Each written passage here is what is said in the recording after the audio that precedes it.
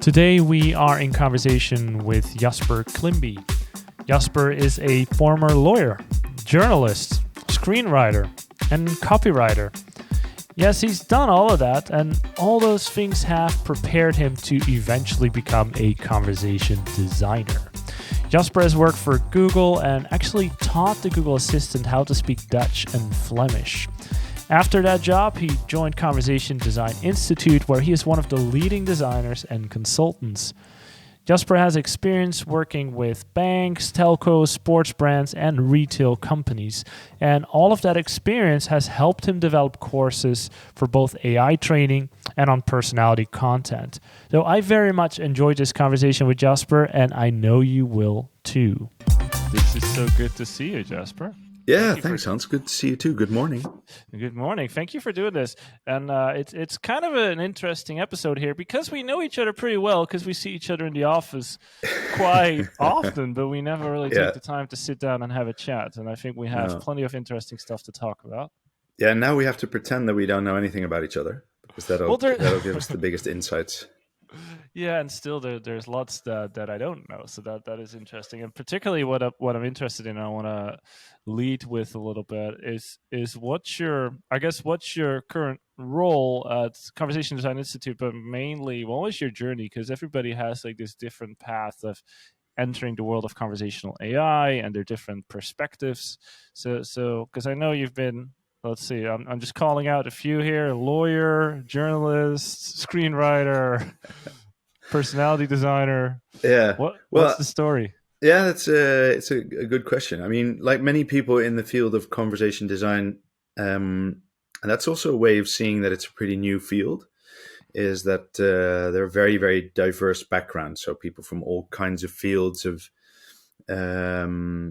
jumped into conversation design as a new field. And for me, the story begins all the way back in my student days when I was studying law here in Amsterdam, and before that, actually, philosophy and economics in London. And I wasn't really a very diligent student in the sense that I was spending all my time doing theater and writing and comedy and all that kind of good stuff. And so whenever exams would come up, I'd cram for them and pass some exams, and finally got my law degree and joined a law firm because that's what you do, right? You become a lawyer because that's what you've been trained for. And actually, my job interview was the final one with the senior partner who hired me was a 45-minute talk about Monty Python, and we all did silly walks around the table. Which, when I left the building, not knowing whether I'd actually landed the job, I suddenly had this realization moment that it might have been like this elaborate prank, right? That they thought, we're not going to hire this guy, but the others told us he was kind of funny, so let's see how far we can go. But then luckily, as soon as I was home, I checked my email and they sent me an email that I got the job. So that was at an international law firm, and I became a lawyer, and it was all very serious. And the thing I liked about the law and being a lawyer was working with very interesting and brilliant people. And there's also a great problem-solving element in law, obviously, which is the thing that I did like. The thing I did not like that much is that it's pretty negative, especially I was in litigation, so it's a pretty negative field. You're basically just getting paid to argue and bicker and fight. So that didn't really connect with me that much. But what did connect with me was that during the law thing, I did the office comedy routine, and then I did the bar association cabaret, which is like stand-up comedy and music. And then I got in touch with some people who were in the movie industry, so I started writing for film. And then after 3 years of being a lawyer, I was suddenly at that decision point, either to go for it full bore or to choose life. And I chose life, right? So then I joined television and really got into writing more, and worked for one of the Netherlands' biggest TV shows, which is where a rather stereotypical judge visits houses and looks at the problems people are having with their neighbors and makes decisions. And it's really hilarious. And wrote stuff for that. And then I pitched my very first screenplay idea to a production company. And much to my surprise, they said, yeah, that's cool. We're going to make it. You're going to write it with a director we'll appoint. And so unfortunately, after working on that for 6 years next to my day job, it didn't go through because the financing never happened. But it was a great experience. And I went to LA to do a year of screenwriting program at UCLA Film School. So you could say that writing became more and more my thing, moved through journalism for a local news station into copywriting proper, like for ads and campaigns. And so I was really learning the power of language.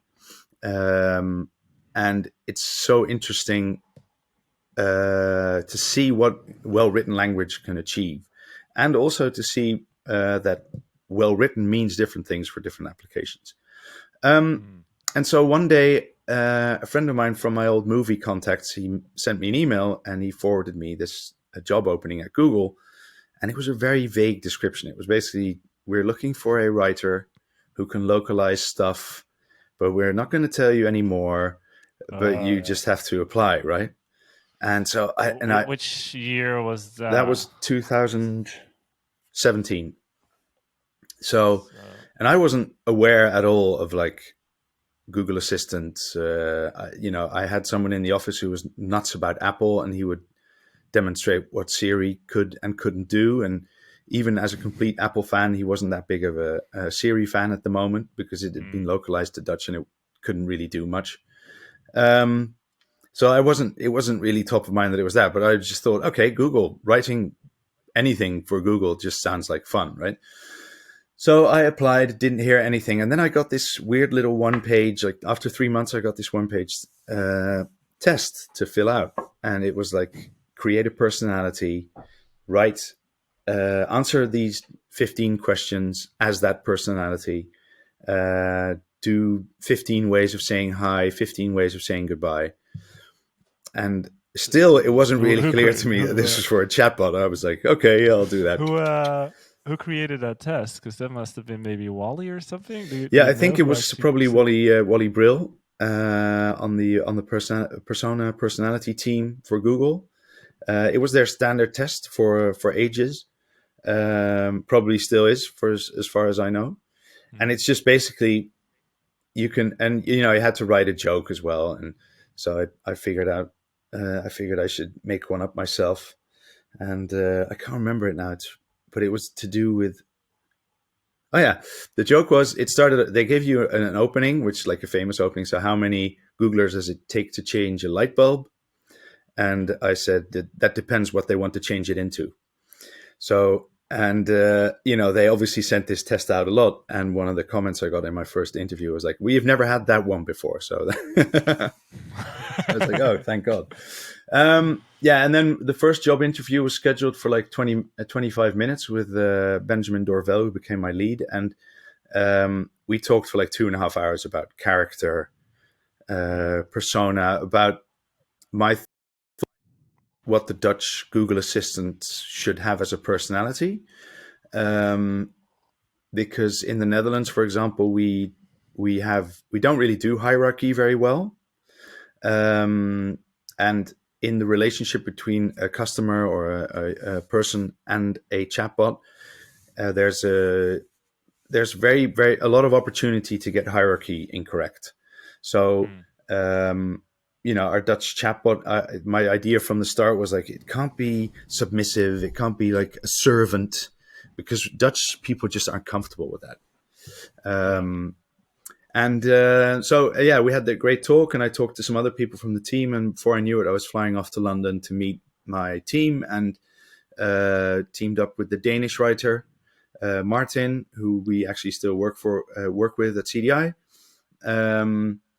and Mark, who was writing for English, and we still work with him at CDI, and some others. It was a great team, a great fun, and we did that for 1.5 years. I created the entire Dutch corpus with like 1,100 intents. And after launch, in the first couple of months, I had 3 million views. So 3 million interactions with the chatbot. And I was Is it like, is it counted as a view, or is yeah, it it's counted like, as an yeah, I don't engagement? remember exactly the name, but it was like 3 million. And I was like, that was in the first month or something. And we have 17 million people in the Netherlands. So I was like, and I actually, when we had to report our numbers, I called I had a call with the project manager, and I was like, yeah, I'm happy to report these numbers that the dashboard is giving, but I don't think they're right because that's like so many, right? It's like, Yeah, uh, that's crazy numbers. yeah. And she was like, no, yeah, it's completely correct because, people are asking for jokes and talking nonsense. And so that was really good. And first we launched for the assistant on the phone, and then later on for Google Home, and especially the Google Home thing was a real big event because it was Yeah. it's more of a physical object, and Philips lighting was on board for the Netherlands. That was a major thing because we're all very proud of Philips. And yeah, people really get a kick out of being able to tell their Google Home to turn on and off the lights and stuff like that. Yeah, So but I yeah. remember that too because I think I was part of like a study group at the Philips Lightning thing. I don't know Philips how Hue. I don't Yeah. know how I ended up there, Yeah, but I had yeah, like my whole apartment was packed with these lamps, and then I got the Google Assistant. So I remember just being like 20 times a day, turn them on, yeah, turn them yeah, off, yeah, make it yeah. red, make it blue. So I mean, I guess that's how you get to like 3 million interactions very Yeah, that quickly, right? helps. That helps. Yeah, there was a weird thing there though. So the Google Assistant has its own content management system. Obviously, Google just created you know as uniquely they only can. It's like, okay, so we have all these platforms we could use to power our Google Assistant. So, but we're going to build one from scratch for ourselves. And then we're going Sure. to launch. And then as we kind of have the thing running, we're going to change it a lot of times, and we're going to drive everybody nuts. But every time afterwards, everybody is going to be like, oh yeah, that is actually a lot better, right? So this platform is called Geppetto, and it's like nobody else can use it, so it's only for the Google Assistant. And the way it works was like a really simple Q&A chatbot function. So you ask a question, you get an answer, but the matching is like stunning, right? So we would, as writers, we would not only write all the answers, but we would also, as soon as you've written an answer, you'd press a play button, you'd hear it back in the actual voice. And so, Oh and then wow. you had a separate field in which you could manipulate the language. So let's say you were using a word that it didn't recognize very well from the text to speech. You would just replace that for sounds or a synonym word which it did pronounce correctly. So sometimes the spelling would be incorrect formally, but you wouldn't see that as a user. But in the back end, you could change it. So that was Oh. cool. And you could add sound effects, which is like still pretty unique to the major voice assistants like Alexa and Google, that they have sound running through the dialogues and it doesn't interrupt it, and it's really integrated and smooth. So I think that's one of the things we're going to be seeing in commercial platforms moving forward, is more audio soundscaping, because it works really Yeah. well. I mean, if you write a lame joke, I wrote 110 original jokes. And the best way to get those to work is to have a pause for the punchline, and then have the punchline, and then actually have the laugh track and the audience Yeah. clapping and stuff, because people just get a kick out of it, because there's really silly jokes, because there's a lot of hoops you have to jump through, compliance and stuff. You can't offend anybody and stuff. So for humor, that's kind of tricky. So a lot of the jokes are kind of very vanilla, but then with Yeah. the audio things, and if you have a joke about an elephant and you do the punchline and you hear the elephant and then the audience clapping, I mean, it's just going to make you giggle, right? So they were, yeah, that's one of my proudest achievements, that they also scored a high thumbs up rate from the users, which is something they really look at Google. I mean, Were your jokes on average better than your fellow yeah, European? I was up there with the leaders of the pack, and I was one of the few who only had his original jokes in there. So I was, the markets that performed best were at like 75% thumbs up ratio. So I was at 75. Sometimes it moved to 74 and 76, around that mark. But most markets had a large set of like domain rights-free jokes in there, just public domain just jokes. like a Yeah. okay. So I was Yeah, very and proud so of it. They were all my own, yes. but there's already a few things I think of your journey so far that are very interesting to talk about and sort of play around with a little bit. So there's you're dealing with an international, you're operating in multiple countries with multiple languages. So you have a whole team of copywriters. You're talking about what's the hierarchy level, and in the Netherlands we don't like hierarchy much, but that might be different in other countries. So that influences Yep. persona. And then some things that might be incredibly funny in the Netherlands go flat in, obviously, I want to say Germany, but it could be anywhere. But so how does a team like that at that scale? What can you share about that? How's that dynamic? Yeah, well, What's the it's interesting process? because whichever way you slice it, Google is a very much an American company.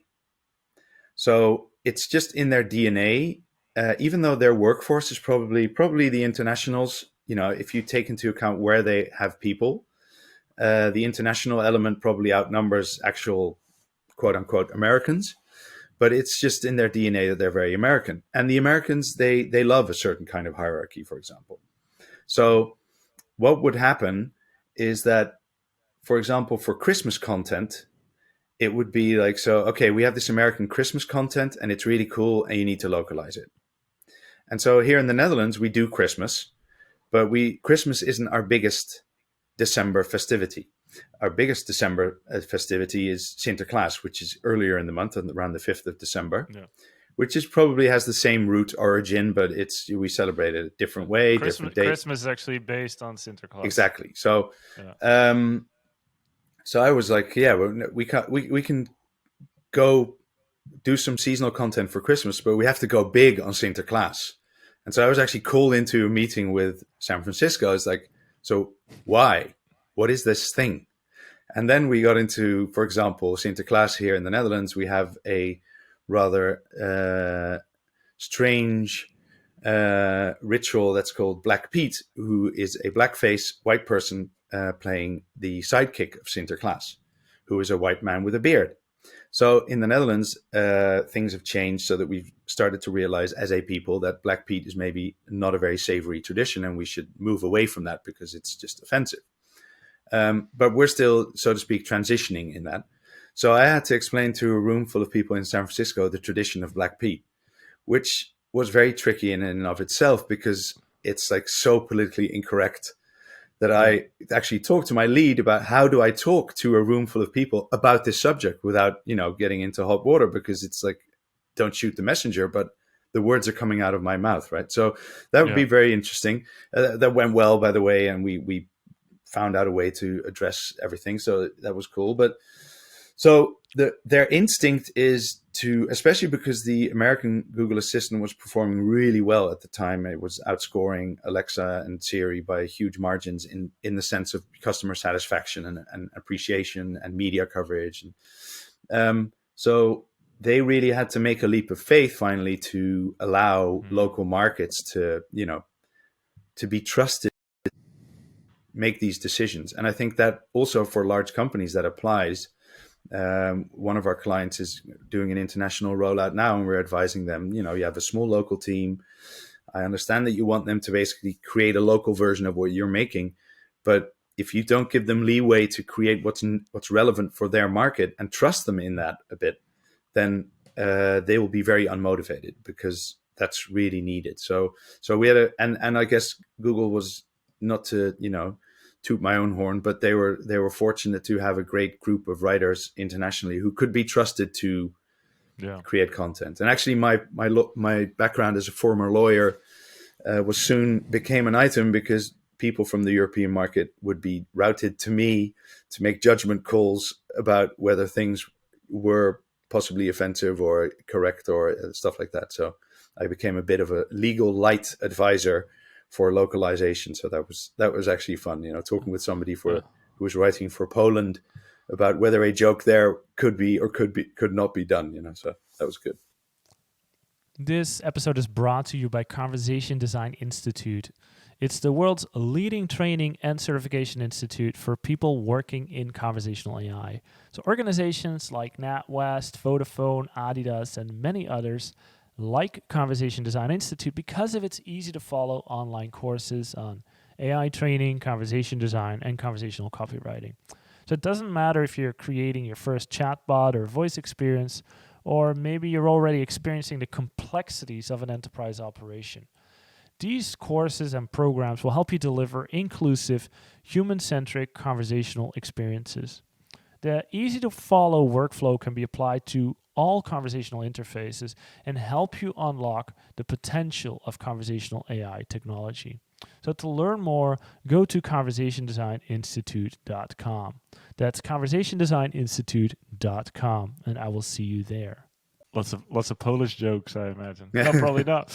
Probably not, actually. But so there's two ways this plays, right? So there's a brand like a Google Assistant or an Alexa that is being localized, but then there's also one brand that just needs to speak to many cultures. And I'm thinking an airliner, for example, right? So I'm one airliner, I have one assistant, but I need to make sure that I'm relevant and engaging, but also very inclusive. If I'm actually going around the world, I'm going all the way from Asia, making stops in Europe, and going all the way to South America.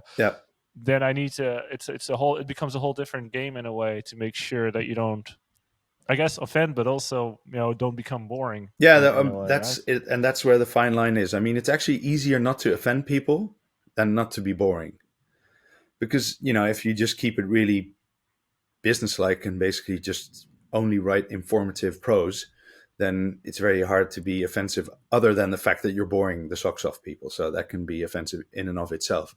But I think there's ways to work around it. One of the things is that what we always say when we design bot persona, we also design a user persona.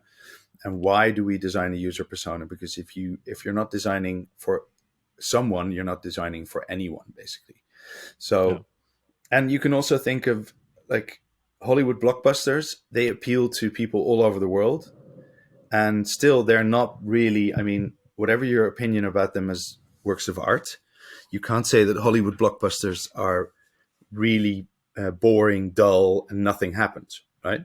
So there is a way to tap into what makes us people all over the world tick without offending and without being really boring.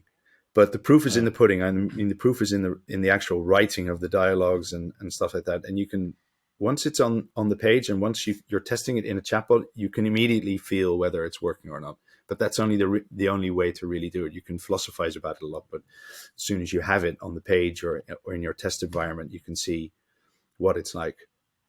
Yeah, and it probably has more to. So it's very easy to look at a certain culture, and treat it as become gimmicky, but the key is actually to go a level deeper and understand what a hero's journey is, and understand what archetypes is, and understand human behavior rather than, oh, this is Sinterklaas, this is a festival, this is what we do. And I was like, no, what's actually taking place here? And then I think we actually said that yesterday, like the most universal trait is that we all think we're different. Exactly. So you can find deeper, deeply rooted traits within people that you can play with, and then it's stronger rather than lame and gimmicky. I mean, people, even though I love talking about the jokes and stuff in the Google Assistant and the work I did there, I mean, personality, writing is actually much more important in everything else but the jokes and the riddles and the poems and stuff. I mean, because most corporate chatbots aren't even going to have, if they have jokes, it's like 2 or 3, just because they want to field some jokes for people who ask the chatbot to tell a joke. But persona is, and we often get this a lot as a question in workshops. It's like, okay, so we designed this persona, but now we're doing a sample dialogue and we're talking about how to cancel my phone subscription. And so where does persona ever get in here, right? And in a certain sense, you could say, well, it hardly does, but it's in tiny little things like acknowledgements, like the way the conversation is opened, in a general attitude that the chatbot displays in its eagerness or willingness to help a customer. And in the way we say, we close off the conversation, we say goodbye, there's some room there for some personality content. And it's like the fairy dust you sprinkle in to elevate it from just transactional dialogues to being an experience. And it does take some work, and it does take practice before it's in. Yeah, and I think also like if you look at like most TV shows are bad because there's Yeah, no depth to character, and everything that comes out of their mouth you just feel like it's just written because yeah, they yeah, they just needed another 20 yeah, minutes for this episode. yeah, So as soon as you have true character and people know how to work with character, the character the chatbot yeah, creates depth and makes it more believable and creates a richer experience. And then I think it's important to make that distinction between persona, which is really the character and how it talks, and then there's yeah. personality content. And I think a lot of people get that mixed up because persona is the character. Personality content could be chit chat, jokes, Yeah. seasonal content, the little fun experiences that you might throw out there, and there's value in that because it can make the experience Mhm. more engaging. But also, if people feel like there's fun out there, they become more Yeah, exactly. Yeah. forgiving when a chatbot fails. So if you don't have a lot of use cases in there, or like ask a question, well, that's it. Well, is there anything else we can do here? If they're interested, Yeah. you want to facilitate that a little bit, so you build that relationship and trust with Hmm. people. So there's definitely value in it as well. So what are some of the things that you think around personality content that like every chatbot should maybe have, Yeah. or it's like the sprinkles, the sorry that you say, but when do I start applying this? What Okay. do I need?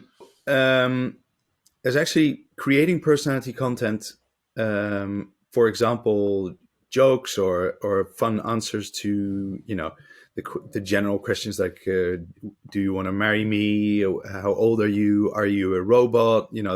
There's like this standard lineup of chit chat questions that people will ask a chatbot over the course of its existence. And actually, if you're creating your chatbot from scratch and your team's getting started up and they have to find their tone of voice, they've created the bot persona, they've created their first sample dialogues, which are often very business related because the business needs drive a creation of a chatbot. So Hmm. let's say you're a telco, so your first 10 dialogues will be about how many minutes do I have left on my subscription? Can I use my phone abroad? I want to cancel my subscription. Can I prolong my subscription? All these kind of business driven questions, and then the team's working on that and figuring out how to get them in the platform and stuff like that. But actually, what we're doing now is that in our cycles of workshops, for example, when they get to work with our AI trainers and start learning the platform and how to implement dialogues they've created in the platform, we have them create some chit chat because it's really easy to implement in the dialogue because it's just a question, Mm. a group of training phrases. So the 15 or 20 different ways of asking that question are added to the platform. And then your one or two varieties of the answer. So it's not like you have to build a massive dialogue with entities and all kind of complications. So, and then that helps the team. Like, first of all, they very quickly they have a chatbot they can actually test because they know the three questions they've put in and they can ask the questions and they can see it's happening, right? Yeah. And their manager who'll be like waiting for something to happen can ask the chatbot, "Can you give me the weather report?" And the chatbot will say, "Well, no, I can't actually give you the weather report, but as it's the Netherlands, I advise you always travel with an umbrella." So just some fun answers like that, and the manager will be like really pleased, probably disproportionately pleased that the chatbot is actually working, right? Yeah. And this will help the team, learn a lot of stuff and find its feet. So that'll be a very practical application, and then obviously business needs will take over, and for the launch for the MVP, we'll need to have the 20 FAQs in there. And then as soon as the bot starts maturing a bit, it's a fun exercise to really finish your personality set of questions that'll probably live in the chatbot forever, Yeah. because they round out the character also for the team that owns the chatbot. They'll round out the character. when the chatbot is exhibited, for example, within the company, they'll do 3 or 4 very serious things, and then one funny thing that probably is a bit of an inside joke, so everybody at the company gets a laugh out of it, and people start to love the product more. And then I was going to say one more thing. Oh yeah, the one thing that I really think a mature and fully fledged corporate chatbot should be able to do is have some seasonal content. So just around Christmas time, winter time, when people just call the chatbot, it should replace its standard introduction with something like "Hi, Merry Christmas. What can I do for you today?" Because that really is a little bit of delight that can both be done very, very easily. Every platform has ways to date fence responses, so that you can only serve them in certain times, or you can do it manually. You can replace them for a month, and it's the festive season. Hope you're well. What can I do for you today? Whichever way you want to do it, it just adds so much delight. February 14th, Valentine's Day, you can just add some fun stuff. I mean, it doesn't have to be huge, preferably actually not. If you can do it subtly and with some, with style, that really helps. So then your chatbot's like mature, and that's when it just feels like you're interacting with someone rather than something, I think. Yeah, and a lot of times, so what a lot of companies struggle with is they'll have, a chatbot that is very service oriented and that does a good job. But then, there's different businesses that are like, can we get it to sell stuff? Yeah. Or can we do other things? So how do you, at the end of a conversation, lead into a more, sales type, persuasive conversation? And personality content can work there as well, because if you...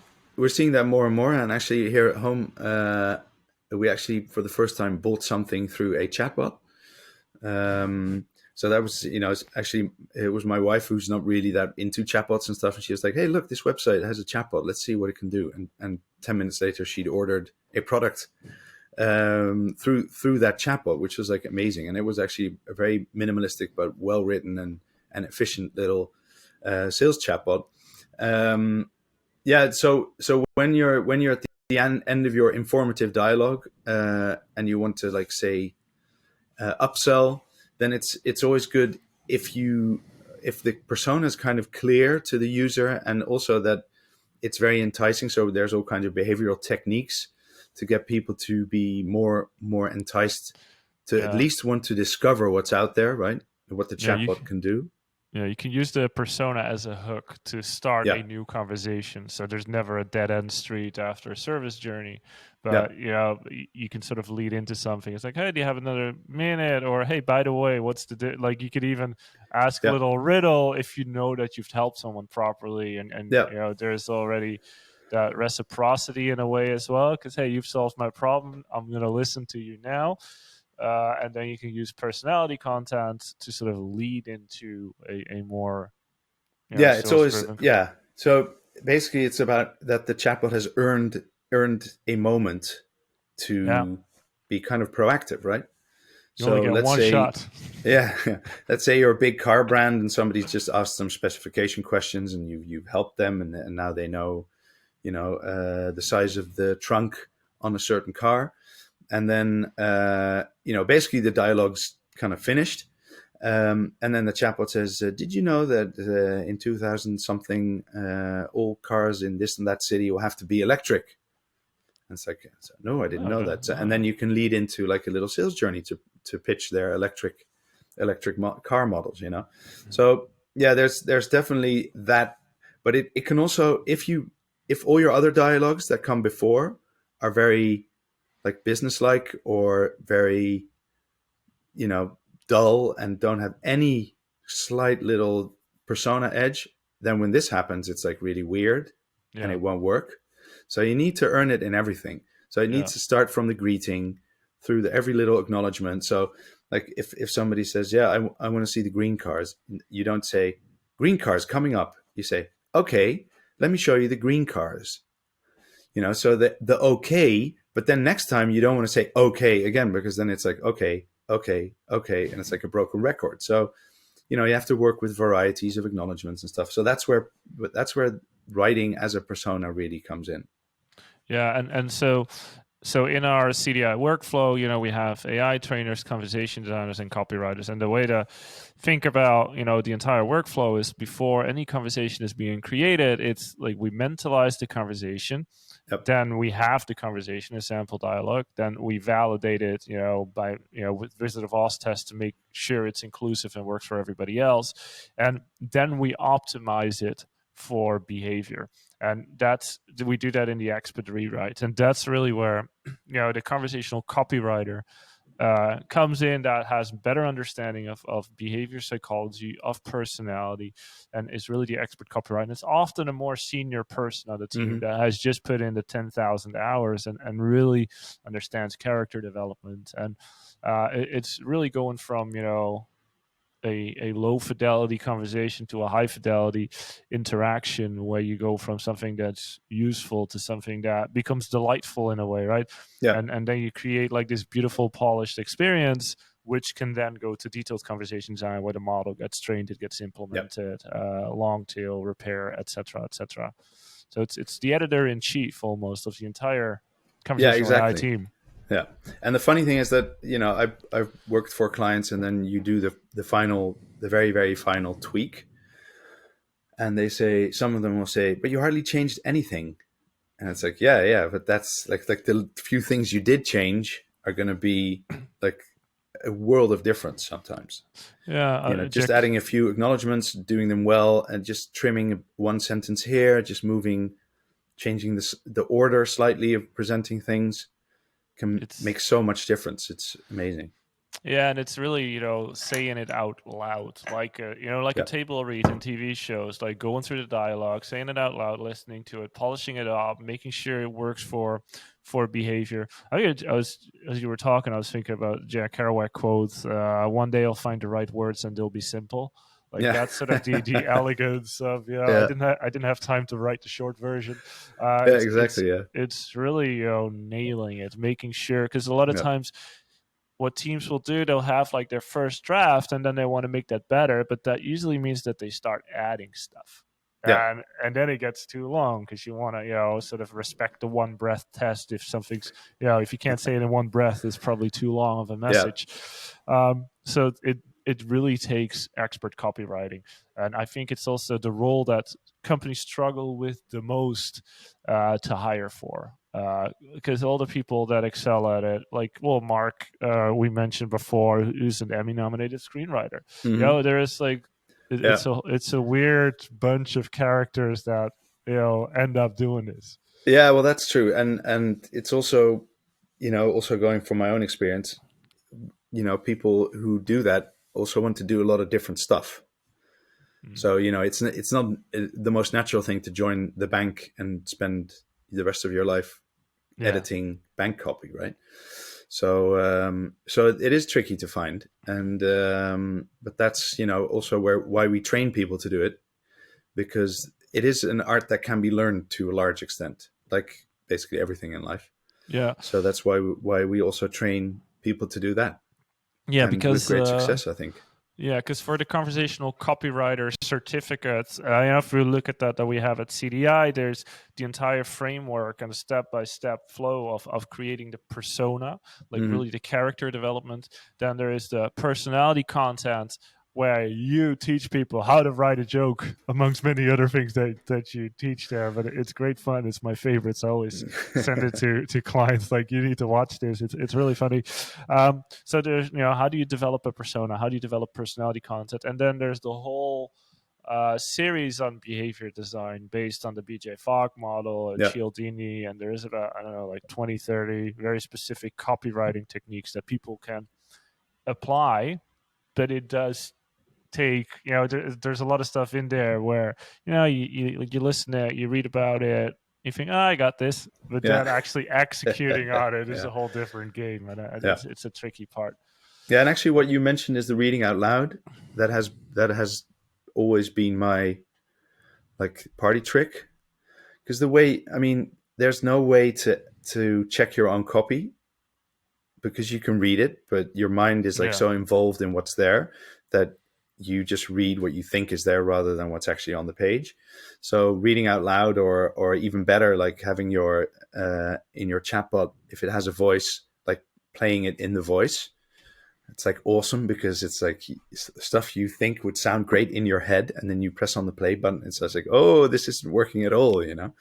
So that's actually a really good way of doing it. Yeah, no, that makes a ton of sense. And we're sort of getting at the end of the hour here. And we have a lot more to talk about. So I Definitely. say we do another one soon, because what's interesting about your journey, and I'm not even going to allow you to talk about that because we'll do that in the next one, is you started very much from this personality persona side, but then as you started working with enterprise, you also stumbled upon the entire AI training challenge that companies have, and then you actually took the lead with Willem Don here and some of our partners to develop an entire course on the AI training side. And what I like particularly about that is how persona and AI training can work together, because if you have good personality and good framing in your messages, you make it easier for the system to understand these things. Yep. But we're going to talk about that Cool. some other day. Next episode. Next episode. No, so thank you so much for doing this and sharing your story. It's great to have this chat with you, because we're always busy and we never sit down to have conversations like this. Yeah. So thank you so much, and I learned. Thank you, Hans. Again. Great fun. See you at the office soon. See you at the office soon, man. Take care. Cheers. Thanks. Hey there, you made it to the end. Congratulations. I really appreciate that. I know you're busy, so you've listened to a full episode, so congrats on you. Great job. So now what should we talk about? No, I'm just kidding. First of all, thanks.